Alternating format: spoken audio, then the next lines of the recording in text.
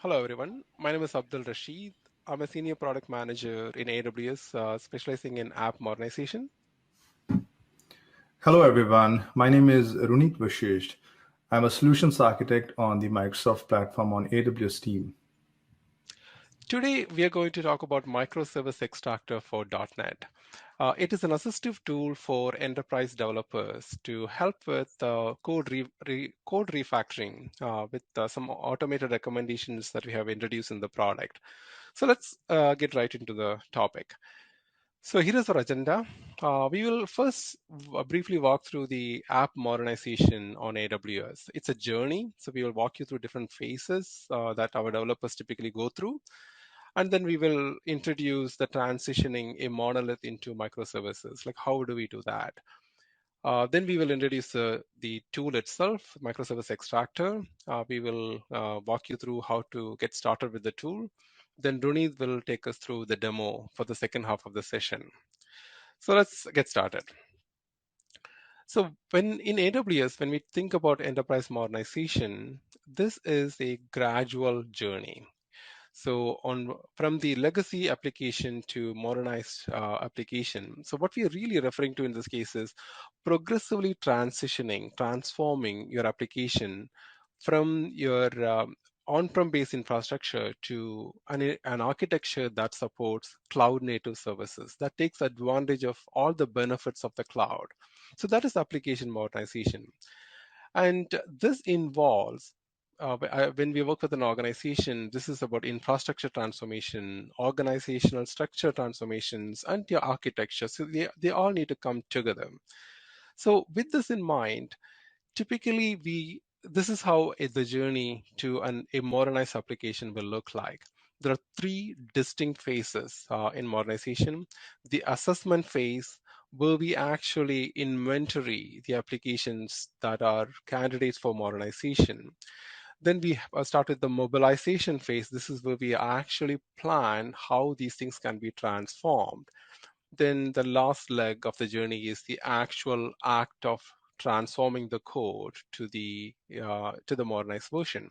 So when it specifically comes to application modernization, and in the context of the tool that we are going to discuss today, that is Microservice Extractor, this tool actually plays a key role in all the three legs of this modernization journey. There is a discovery element to this tool, which helps you assess the application and evaluate how we can actually take a look at the existing application and plan what we need to do. Then the tool walks you through the actual design of how the application is structured today. Then the tool actually takes you to the actual act of transformation. So this tool actually functions in all the three legs of this journey. So before we jump into the tool, let's talk about the challenges with monolithic applications. So what do we mean by monolithic application? So we are talking about .NET.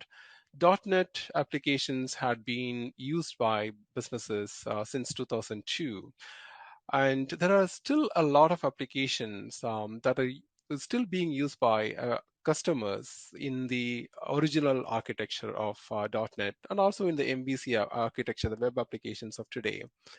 So typically when these applications were developed back in the day, all the business logic for that application is part of the same code base. It is built holistically and is deployed as a single entity. So there is nothing wrong with that approach, because when the web applications were still in their infancy, it made sense to create these applications as a single unit and deploy as a single unit. But as you transition to cloud, there are a few considerations when it comes to such legacy applications. One of the key problem is that such a singular architecture, the monolithic architecture, fails to take advantage of some of the cloud benefits, such as agility, availability. These things are built right into the cloud environment. And it's typically just migrating this application from on-prem directly into cloud has its own benefits, because you get to evacuate from the data center and you are able to use the cloud infrastructure. But the problem here is that these applications relied on certain external services for availability. So you had to still bring those along with you to the new infrastructure. in the cloud infrastructure. So that is a missed opportunity for our applications. The second problem is since this is a single code base, it limits experimentation. In most cases, what happens is these are business critical production applications. So if you're going to go and modify these things, generally enterprises are very conservative in making changes to an application because there is a lot of business processes and users counting on these. So whenever there is a feature change needed, there is a lot of coordination required across multiple teams. So it happens slowly, relatively slowly. The other problem in this case is this impacts the scalability of your application. Typically, you can only scale this vertically, and you cannot meet seasonal demands by scaling up and down, which is the classic nature of a modern web application. And last but not the least, again, you're not able to take advantage of the availability of the cloud infrastructure by using the monolithic architecture. So, how do we solve this problem? Naturally, the answer to this question is microservices architecture, where you are going to develop each a piece of function as a separate service, and they are loosely coupled and interconnected. So if you look, you can think of this slide as essentially the opposite of what we talked about before. When you go with a microservices based architecture, now different functions are owned by different teams and they can develop these things independent of one another. So you don't have to slow down one team when you're experimenting a new feature on the other side. This also creates a sense of ownership and autonomy for teams because it compartmentalizes the complexity of the application and application components. And this makes it very easy to experiment because if there is a failures in a function in a specific service, it doesn't affect the entire applications like it used to in the monolithic architecture.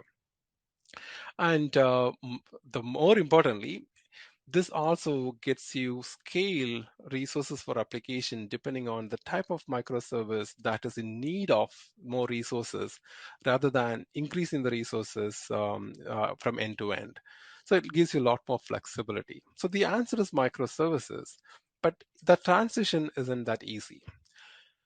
So what are when we think about transitioning an application from the legacy architecture to microservices architecture, there are problems. And I would like to think of this problem along the lines of how we renovate a home. So I have a home which was built in 1980s. I'm a homeowner, but I know nothing about building a home. I don't know the difference between stucco and drywall. So typically, when I need to do a renovation, I go to a consultant who is very good in looking at my home and figuring out what kind of modifications, renovations are possible. And once he gives me those input, as a customer, as an owner, I make decisions based on my budget, my time, availability, and take one or two of his recommendations and want to implement those. And when I need to implement those, execute on that plan, I had to go to a builder to do that for me. So in this case, if you think about application refactoring, it's very similar. When we speak to customers, what we hear is that most of the time these .NET applications are inherited by the current team. They didn't build it, so they may not be deeply aware of the application architecture. So they need to get to know the application better before they can even make the call as to whether it should be refactored or rewritten. So this difficulty in identifying parts of the application is an important problem, a challenge that developers deal with. The second thing is once you have identified the candidates that can be separated out as microservices, now how do we actually go and do it? How do we group them? How do we carve these things? And that act of carving is another challenge. And in many cases, you have to in many of these applications, the source code and runtime behavior are not exactly the same. What we mean by that is there's a lot of dead code in a lot of legacy applications that are hardly used, but people have been very scared to touch this, so they have kept it as is. As you renovate your application, as you refactor your application, that is the right opportunity to kind of remove those dead codes by examining the runtime behavior of the code and see what does not fit anymore, what are not needed. So that cleanliness, the cleaning the house as you migrate, is something that they are looking to do.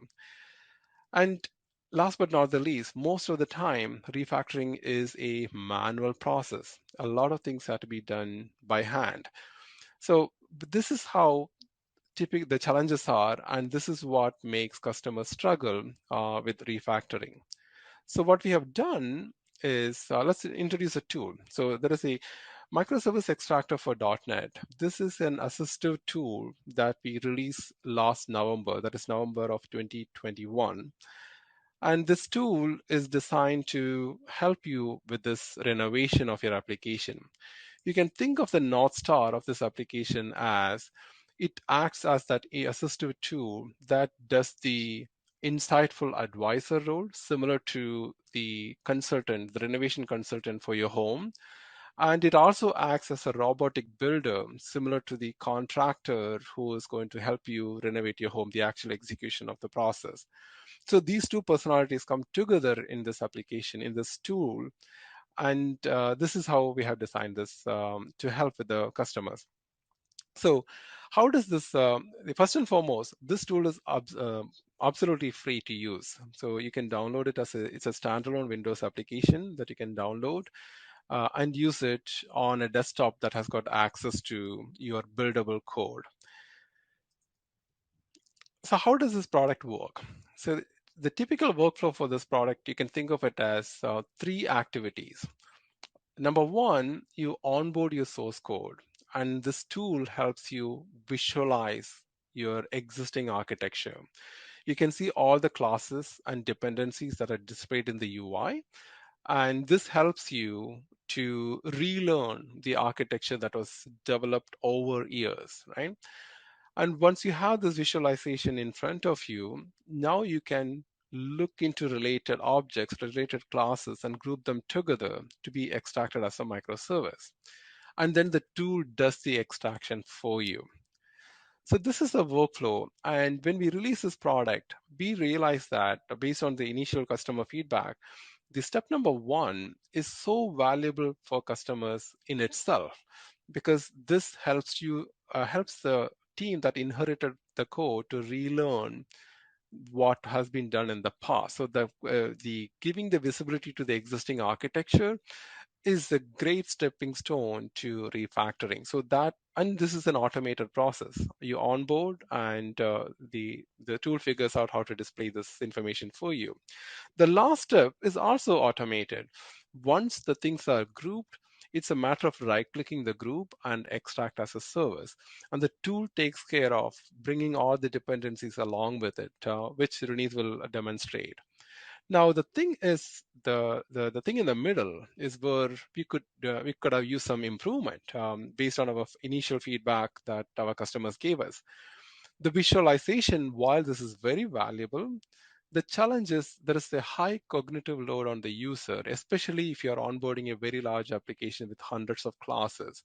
So it's a stress on your eye because you're going to figure out manually how these things are connected, and you're going to group them. So it could be error prone, experimentation is difficult. So our customers told us to help them with this pain point in the middle layer.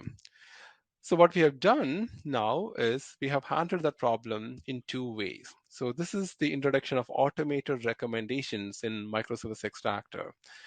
So what we have done is instead of simply showing you a graph of how the code is structured, now we are adding much more meaningful information into the graph itself, into the visual tool itself, so that as a developer, when you look at it, things make sense heuristically. So what we have done is the now in the UI, it actually tells you, it classifies the classes for you. So it shows you which classes are closer to your database, which classes are closer to the end user interface, which classes are talking to another service. So by providing visual cues, now it is easier to understand your code even better than before.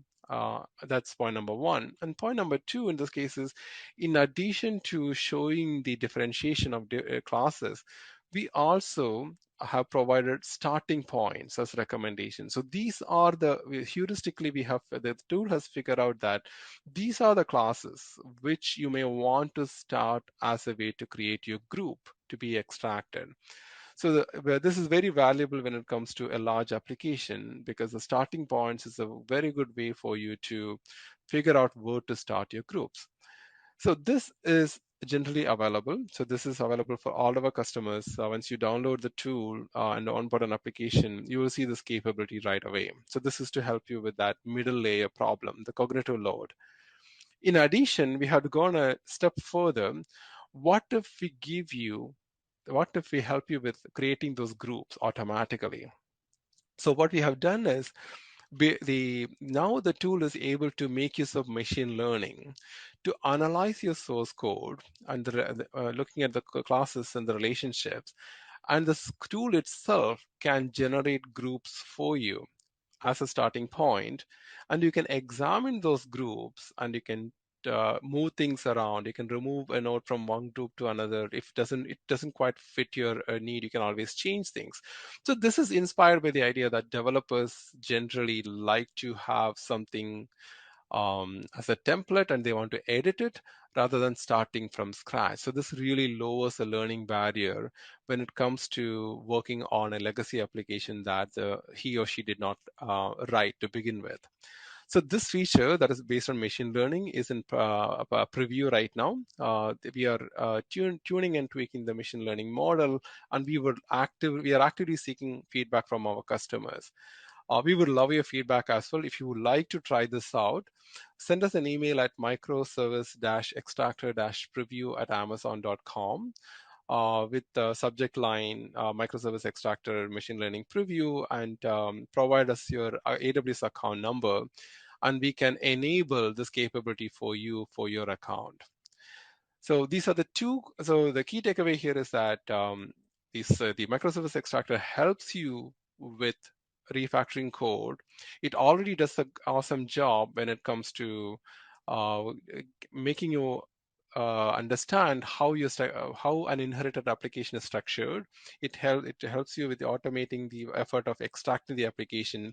Now it also provides you recommendations and starting points to make it easier for you to refactor. So it's better to watch how this see in action. So Runeet, why don't we show a demo of how this product works? Sure. Let me go ahead and show a quick demo of how to work with Microservice Extractor for .NET.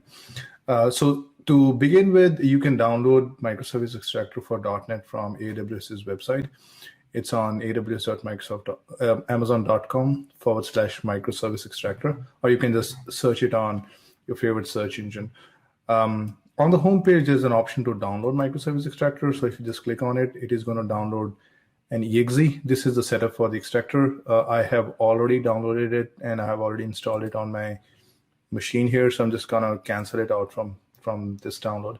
But once downloaded and installed, this is how you will see Microservice Extractor for the very first time. You will see some introduction about Microservice Extractor, and then it will tell you how it actually works. And as Rashid mentioned, it goes through a workflow of scanning your application source code, and then either letting you create, visualize parts of the application and group them for extraction, and then eventually extract it as a service. Or you can use the machine learning feature, which is in private preview right now, where you will see how these groups can be created for you or recommended for you. Now, to get started, the first thing you will do is you will set up Microservice Extractor. For that, you have to provide AWS's region to which you will be connecting. The AWS profile. This is the IAM credentials or the IAM profile that will be used to connect with AWS services. In this case, it is just going with a default profile. Default profile is the profile that you have set up for your AWS CLI on the machine. And then whether you want to share data with AWS, remember, Microservice Extractor runs offline on your developer workstation.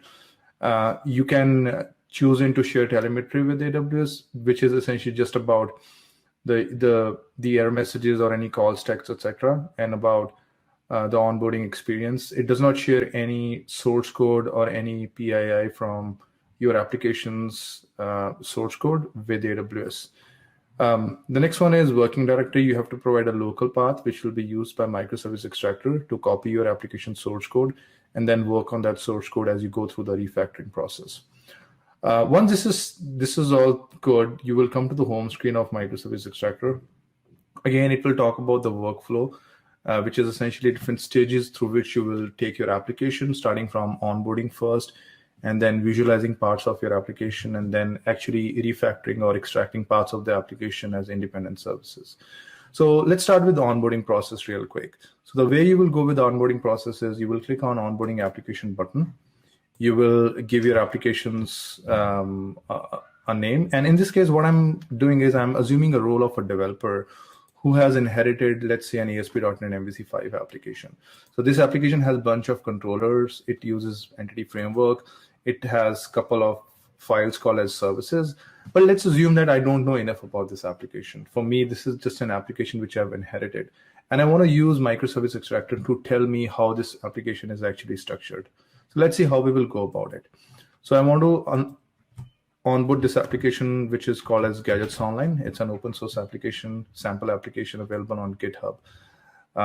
Now, the next thing is I have to point Microservice Extractor to the source code of my application, which in my case, I've already downloaded to C drive, Gadgets Online. So I have to point it to the SLN file. One of the pre-requirements for Microservice Extractor is it is going to use MS Build to actually build my application, to understand different classes in the application and how these classes are interconnected to each other, dependency between those classes. So you need to have MS Build installed. If you have Visual Studio installed on the machine, it is automatically picked. Like in my case, I have Visual Studio 2022 installed. I'll scroll down, and the next thing is, which is an optional setting, is what if you also want to include information about number of times a particular class is called from other classes in your application, which means you also want to look at the usage data of your application. The reason why you would look at this is sometimes you may like to perhaps know about the usage pattern and extract your services based on that. Maybe you want to identify the parts of application which are most widely used, and then think about carving them out as an independent service. In that case, you will provide a profiling data in the form of CSV. And to get the profiling data, Microservice Extractor ships a DLL, which can be injected in your application running on Windows IIS. The instructions are also documented pretty well. In my case, I have profiler captured only for a few minutes, just in the test environment, so not a lot of data. But this is the path of the CSV I'm giving. The next one is portability. If you have Porting Assistant for .NET installed, which is another assistive tool, which can tell you about the portability of your application, which is in .NET Framework. So if you have that installed and you want Microservice Extractor to assess that, that can also be included. Again, these two are optional settings, both profiler data and the portability data. Now that's pretty much it. After this, you want to click on onboarding application, and the onboarding process will typically go build the application, try to make sense of all the different parts and the classes of the application. And it can take a few minutes depending upon the size of the application. In my case, I'm not going to go click on onboarding application because I have already onboarded an application, the same source code. So I will simply just go to the applications tab, and it's going to show me Gadgets Online application, which I have already onboarded. And the status is success. That's what you will see once the onboarding is completed. Now I'm ready to go to stage number 2, which is visualization. So to launch visualization, I can click on this button and I can select launch visualization, or I can just click on the application directly, application name. On the home screen of my application, it is showing me some summary, like what is the location, when it was created, and what runtime data is going to use. And if onboarding has failed for whatever reason, you will also see MS Build logs here. So something which can be useful for troubleshooting and debugging. Now, my main goal is I want to see how different parts of my applications are organized. So for that, I'm going to click on Visualization tab. And what you will see is different classes in my applications are shown in a dependency graph, where each node shows name of the class and each edge shows dependency which is outgoing from my class into another class. So for example, if I just click this node which says checkout controller, which seems like a controller, one of the controllers in my application.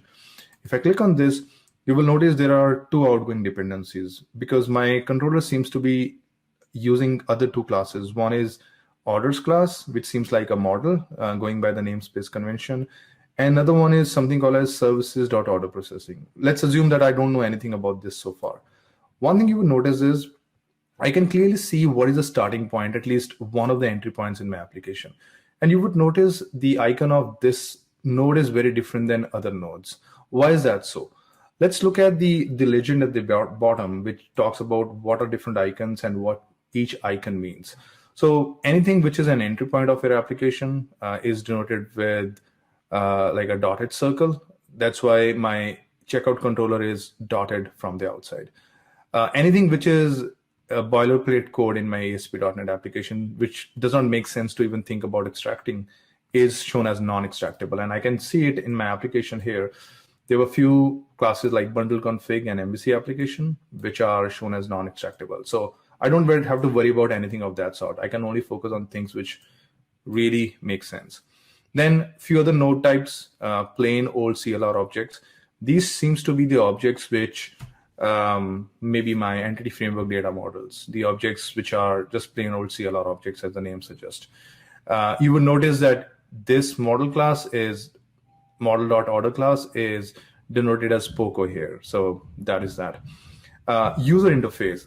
Now, based on heuristics, it's not just only telling us what is the entry point, but it can also tell us which class seems to be the one which interacts with users. And you would notice that on the checkout controller, it shows the user icon. And if I hover over it, it actually shows me that this is a user interface. The node type is user interface. So again, very valuable information for me to start making sense of the structure of my application. Now let's look at a couple of other node types. Next one is data access. Anything which interacts with database with the help of heuristics, Microservice Extractor can tell that there are database calls going out from this class. So I know when I'm looking at the visualization that what are the outbound classes which are used for data access. And then anything which is making outbound REST API calls is going to be service access. And anything which is doing multiple jobs, maybe service access plus data access, is denoted as multi-type node, which if you'll notice here, there is one class I see which it says gadgets online entities. And it says it does both data access and it is a plain old CLR object as well. Now, if I look at the convention, it says model namespace convention, models.gadgets online entities. This seems like an entity framework DB context, which is communicating with entity framework. I mean, I've still not looked at my code, but just looking at the structure, right? So if you look at the flow, so here's a checkout controller, which seems to be calling this class, which is order processing. I don't know what it is, but it is also leveraging this the POCO object called models.order, right? So let's investigate models.order and investigate order processing. Now, if I go back, this was under my controllers. I have checkout controller, and it is inheriting from controller class. So yeah, it seems like this is interacting with users. Now, the checkout controller was communicating with order processing service. And looking at the order processing service, again, this is just a reference application, but seems like this is interacting with my entity framework, gadgets online entities, and it is passing an order model to process the order, which exactly checks with what Microservice Extractor told me. It says that, hey, your controller is leveraging orders and it is making a call into order processing, and the order processing in turn is using the orders object and it is calling the entity framework gadgets online DB context. So if I try to visually depict this thing, and if I can do the same thing for other controllers as well. In this class, in this application, I have shopping cart controller. I have, I think, home controller, of course, and I have a store controller as well. Right. So if I do this iteratively over the period of time, what I will see is, I will see that very first time when I did, I see there's like one controller is calling business logic, is calling data access layer. But if I keep on doing this, even for a smaller application like this, very soon I will have a visual representation of application where I have controllers at the top, home, cart, and checkout, which are calling into what seems like a business logic, inventory, shopping cart, and order processing. which essentially is calling into my data access layer, which in this case is Gadget's online entities.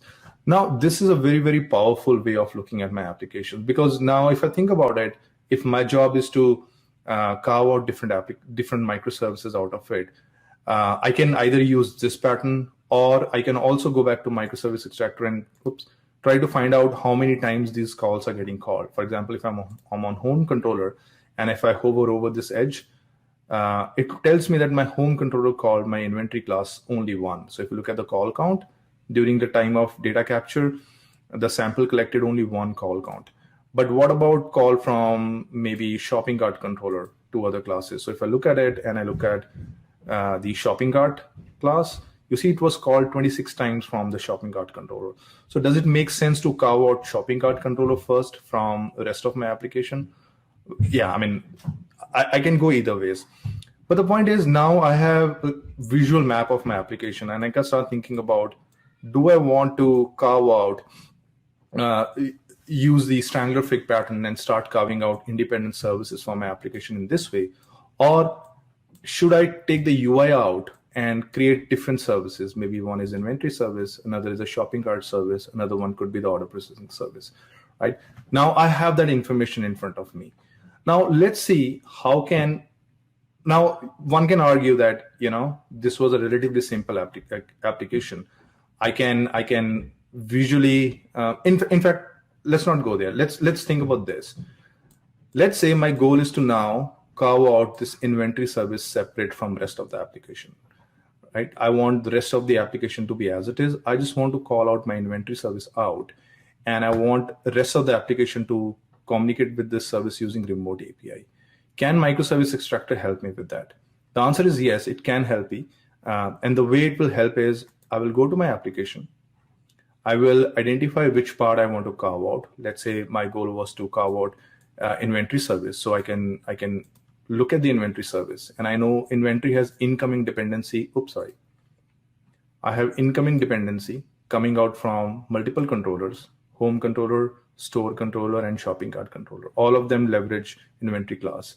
And the inventory class in turn leverages a couple of entity framework entities, and it uses DB context, right? So my goal is, if I want to extract this as a separate service, I want all the controllers to start leveraging inventory through remote APIs. Again, going back to the architecture that we were looking at, I want these calls to be changed from local calls to the remote API calls. And the other thing I want to do is, I want all the dependencies in my application, all the dependencies of inventory should also be copied along with inventory when a new service is created. So the way I can do it is, I can right click on the node and I say add group node to group. Group is the unit of extraction. For me to create a separate service, everything which is in the group and all of its dependencies will be extracted as a separate service. So I just want to call it inventory group, only if I can type. And for whatever, yeah, there you go. I'm going to call it inventory group, and I'm going to say that give it a color of my choice so that I can visually identify this group from rest of the group. Now what's going to happen is, if I'm going to extract this as a separate service, give it a moment, it's populating information on the right hand side. What it's going to do is, it is going to extract inventory class and expose inventory class through a REST API wrapper. It's going to create a REST API wrapper on top of it. And all the dependencies, including models and DB context, will also be copied along with it. Everything which was using inventory locally can potentially start using it through remote API calls, right? And I'll come back to this one in just a minute. But one can argue that this is a relatively smaller application. I can very easily visualize my application as we saw in this graph here. In this chart here, and I was able to decide that this is what I want to extract, and I was able to do it by creating a group out of it. But one can argue that this is a small application. It was easy for me to think about, this is a group I want to extract. Inventory is a service I want to extract. What if you have a large application? What if you don't have only half a dozen nodes or 1 dozen nodes like in this reference application? Can microservice extractor help you with that as well? That's where the ML-based recommendations would come in. The way you would do is, once you have onboarded the application, you want microservice extractor to generate recommendations for you. Like, what are the potential groups which can be extracted? what are the potential microservices which can be extracted. And to do that, what you would do is, again, on the same screen, you will click on get grouping recommendations. And either you can keep existing groups as well while you're generating new recommendations, or you can just reset everything and you say that, let's start from scratch, and I want ML to just generate all the recommendations. So once you click on this button, it is only if I could click it. Seems like some issues with my. Yeah, once you click on this button, it's going to start generating recommendations for you, right? It's going to, now it is communicating back with the microservice extractor service in AWS. It is going to prompt you, or very first time it's going to tell you that, hey, I need to create an S3 bucket, and in that S3 bucket, I have to update some metadata. That S3 bucket will be created in your account, so nothing is like directly shared with AWS. It will still be in your account. And the only information that will go in the S3 bucket is the information about the nodes. Like, for example, what were the different classes that were identified in the previous section? What correlation was identified in the previous relation? Essentially, that information is uploaded to AWS. And the ML-based recommendations are going to use that information to try and figure out and make recommendations on what can be the potential groups. Now, behind the covers, it is gonna take a few minutes to create the environment. Again, this is happening in the AWS service. It's not something that happens in your account. So all the resources which are required to generate the recommendations are in the service, is happening on the service end, not something that you have to like provision any capacity or provision any compute. Only thing that you will incur as a customer is you need one S3 bucket, which microservice extractor is going to create, and some data that will be uploaded in that. And we are talking about few KBs, nothing more than that, KBs to maybe perhaps a few MBs. Now, this is going to take few minutes, as I mentioned, because now ML processing is going to happen behind the covers. But what you will eventually see is, and let me just go out of it and go back to this thing because I don't want this to keep going on. But eventually what you will see is, once the processing is completed, let me just make sure that I get out of it. Once the processing is completed, you will see something similar to this. This is the recommendation generated by machine learning for the Gadgets Online application. And you would see it has created multiple groups. Almost all the groups start from controller and include all the dependent classes in it. Like, for example, home controller, shopping cart controller, and my store controller. And in this case, the way my recommendations came out is somewhat what we saw in the diagram before this, somewhat similar to this one, vertical slicing. That's how by default it is trying to slice. It's trying to carve out your application into multiple services. The cool thing is now in this case, it was a small application. And for me, I could have used either the machine learning based recommendations, or I could manually think about creating an inventory service and carving that out as a separate service. But now imagine, even with this information, even if I, for example, the goal behind Microservice Extractor is not to automate everything for you. There is still, the goal of this tool is to be an assistive tool, to provide you enough information for you to make the right decision. And knowing how different parts of applications are interconnected and potentially can be grouped together as one service, I think is a step forward in the right direction. It can really expedite your process of extraction of the services. Now, you might have to go back and modify these groups. For example, you might think that, hey, this recommendation group number 1 looks good, but I want to include node from some other group. You can always do that. You can always drag and drop the nodes from here to there. Imagine one thing to remember is any dependency is anyways copied. Anything which your class depends on anyways is copied along with that. So it's not that if my class is in a different group, it will not be copied over. In this case, for example, my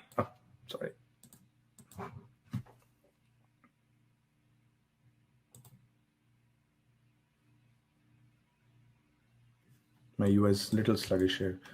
Yeah, in this case, for example, my inventory controller is still not part of this group. It is still like outside of the group. If I drag and drop and try to bring it closer, it is still not part of the group. It is outside of the group. But the point is, even if it is not part of the group, it would still be used by my application, because anything which my any class which I'm trying to extract, right? In this case, I just dragged and brought inventory in group number 1. It was in group number 2 earlier.